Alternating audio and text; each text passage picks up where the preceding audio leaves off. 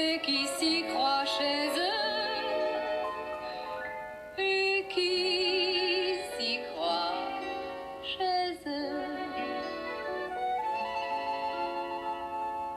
Anything that you may be interested in learning about Paris and about your first time there, you can always message me and I'll try to give you any information that I have for you guys. So let's get into it. It was our first trip where we've gone to Europe, and we normally go, you know, all over the place, but it's normally somewhere tropical, and they're normally all-inclusive resorts when we're going out of the country. So this was our first time really traveling and learning about the places we were in and speaking a little bit of the language and just kind of, you know, doing our schedule every day without tour groups or anything like that. We did all of this by ourselves, and it was just amazing. We flew out at night. We flew out at 8 p.m. and we arrived at about 5 a.m.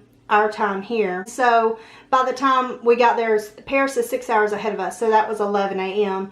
We got to the hotel, got settled in, and then we just headed out. And I will let you know, we used a great transportation group when we were there. They're called BT Transfer, and they were amazing. They come pick you up from the airport, and they had like our name on a little iPad. They were waiting for us right there when we went through customs, and I couldn't find him when we got out to baggage claim. I didn't realize we still had to go through one more customs area or something, and I called them, and he was like, "Oh, I'm here for you. You haven't gotten to me yet because you've got to come through one more area." And he was so nice. They told me that it's a group of 5 Indian gentlemen. They all spoke excellent English. We used them 3 different times during our trip. We used them for our airport transfer.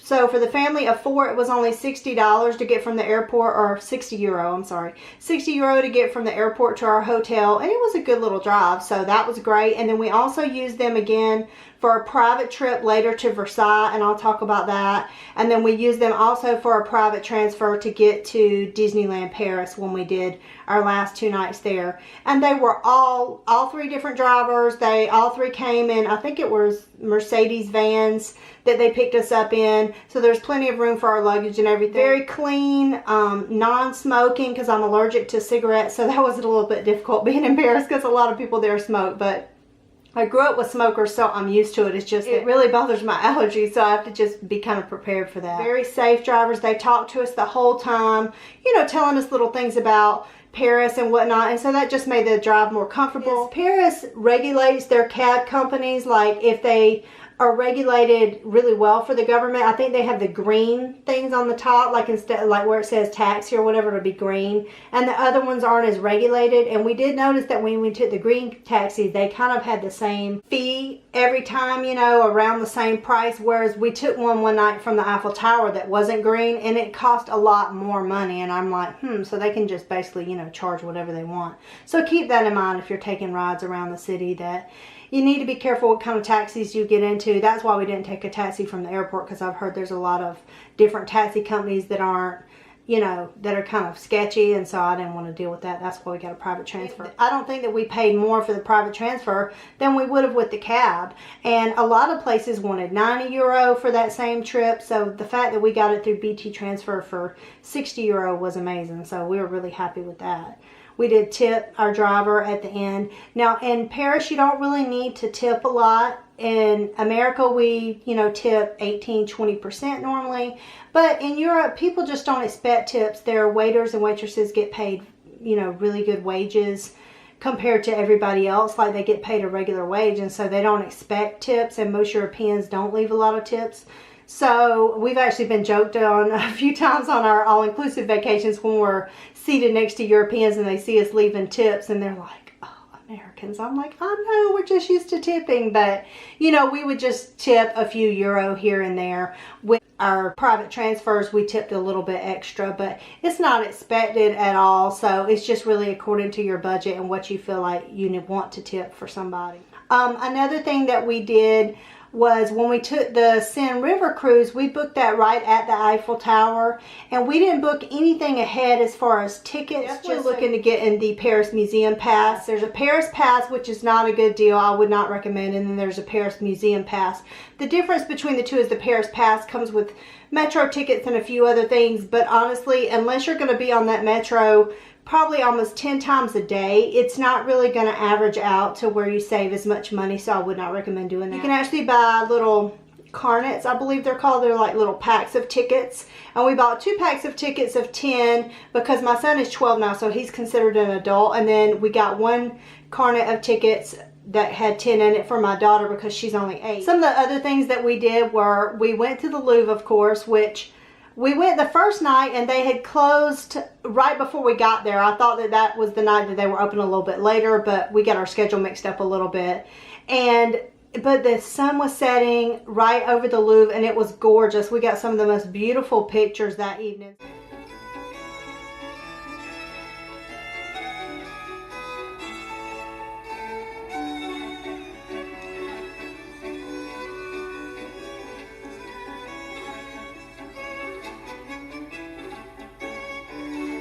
Just turned out by happenstance that was a great opportunity for us to get photos and whatnot of the kids. The gardens are there, so that was really beautiful. And then we went back the next morning.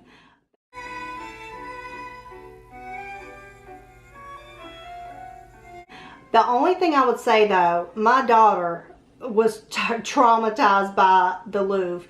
And in America, you know, we're not really into promoting a lot of nudity, especially around young children, you know, like just out. And even going to see the Mona Lisa, it feels like you have to go down like a 3-mile hallway of 9,000 bazillion nude photos and sculptures to get to the Mona Lisa. And my daughter was like just totally traumatized. She was like, Mommy, what is going on? Everybody's privates are out on these pictures. And then the pictures that weren't nude, most of them were like torture and people like, you know, like religious torture and demons and angels and demons fighting, and there's blood. I mean, it was a little bit much for an 8-year-old. So I don't think that the Louvre is appropriate for young children, but that's just my humble opinion. I mean, everybody's different, but my daughter, it was a long day for her, and she was just like trying to be patient. And my son, he was doing a presentation on the Louvre for his gifted class at school, because they'd already talked about it before we went, so he had certain things that he was looking for and wanted to talk about. And they do have other exhibits, like they had a Polynesian exhibit going on, they had an Egyptian exhibit.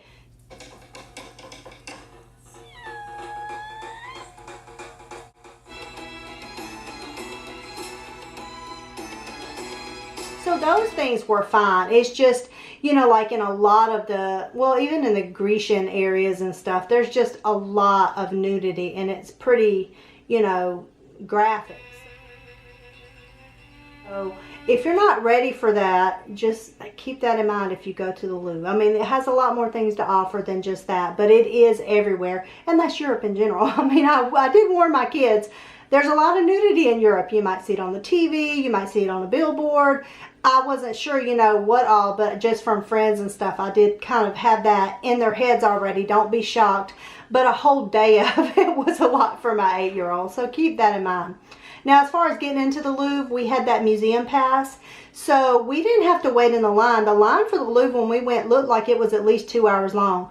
But when you go up to like the pyramid outside, there's like little side entrances, and we went to a little side entrance on the left, and we were able to, I mean, there was only like 10 people in front of us. I mean, I didn't even know what was over there. I was like, let's just go over here. I'm very nosy like that, so I'll just go exploring stuff, trying to find out different ways to get in somewhere. I knew there was a mall underneath, and there's an entrance to get in through the mall. But I was actually very glad we didn't take that entrance, because when we left, the mall line looked like it was at least 2 hours long also. I don't know what was going on, but it was so busy. So we went into a little side entrance, and it looks like just a tunnel off the side of the palace, and it's just security, because there's security everywhere. For almost every museum we went to, I think there was security, and you leave your cell phone and camera and stuff and just walk through to make sure you don't have any weapons on you. And we went through, and there was only maybe 10 people in front of us, 5 people, something like that. And so we got in, and it's huge. I mean, if you don't have a plan, you could just be wandering around all day. We kind of got a map, and we knew a few things that we wanted to see while we were there. But there are so many stairs. I'm telling you, it was insane. We did more stairs in Paris than we have ever done in our lives. I mean, the Louvre, of course, is a palace that's been turned into a museum. So there's, you know, they didn't have elevators back then. There are certain elevators in certain parts, but for the most part, it's just stairs upon stairs upon stairs upon stairs. And that's true with everywhere that I didn't really expect. But as much as I planned, we really did good not knowing where we were going to eat every day. And we ate somewhere different every single day that we were in Paris. We would just find little cafes on a corner somewhere. Sometimes we had English menus, sometimes we didn't, and a lot of the words are similar, you know.